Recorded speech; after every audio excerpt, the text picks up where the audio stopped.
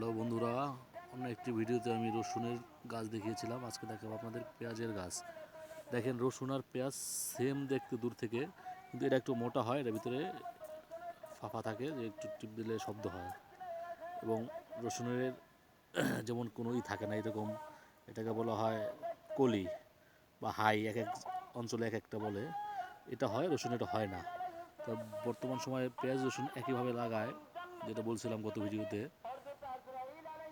যে ক্ষেত শুকানোর একবার শুকিয়ে যাওয়ার আগেই নরম থাকতে মাটি পুঁতে দেওয়া হয় পেঁয়াজ ও রসুনও।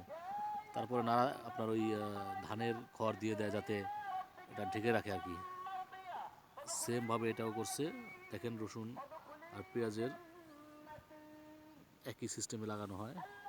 এটা হচ্ছে পেঁয়াজ, সুন্দর সুন্দর পেঁয়াজ হয়েছে, সুন্দর পেঁয়াজ হয়েছে।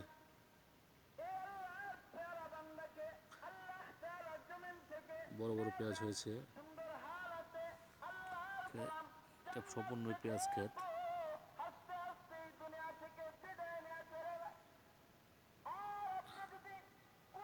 আগে এভাবে লাগানো হতো না, আগে চাষ করে লাগানো হতো। বর্তমানে এভাবে এই সিস্টেম চালু হয়েছে।